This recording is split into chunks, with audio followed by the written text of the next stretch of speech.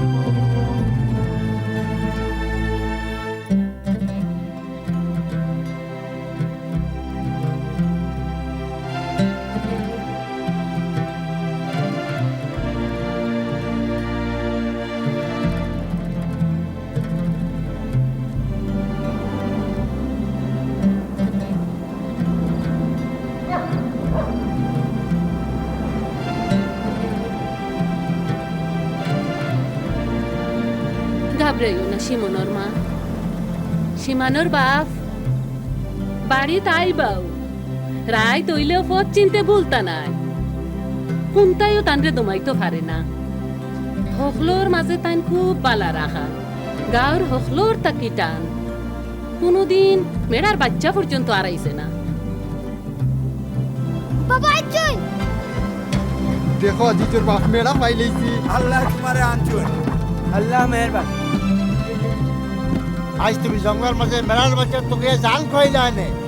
তোমার জাত থেকে কি তো মেলার বাচ্চা বড় নেই, যদি মরতে হয় তোমার বাচ্চাকে দেখে দেখো। দায়ী থাকলাম নে, এটা আমার কর্তব্য। আমি রাখা একজন বালা রাখালোর কাছ থেকে মেয়েরা আরানি ঠিক না। আমরা হলে বালা রাখালো লাগে আমোদ ফুর্তির ব্যবস্থা করি। কারণ হে খুব কষ্ট করে মেয়েরা টুকাইয়া লইয়া আইছে। আরও আমানতদার বেটিয়ে জামাই রাতর দেরাম তুকাইয়া আস্থা দিন গুয়াইছে, তাই লাগিও। আর আমি আরেকটা দিতে চাইলে মানছে না, কারণ ই বেটির মাঝে হায়া শরম বেশি। তাই জামাই রাতর দেরাম তাই কোনো মতে আড়াইতো চাইছে না।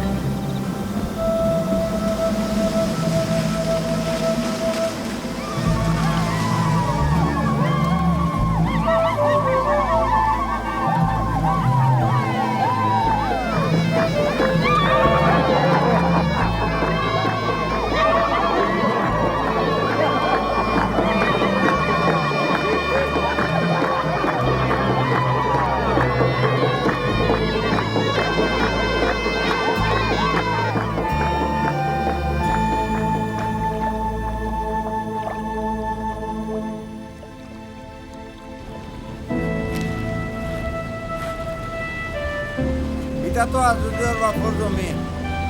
তাই যতদিন দুনিয়ায় থাকতেন আমি কিনতাম পারতাম না।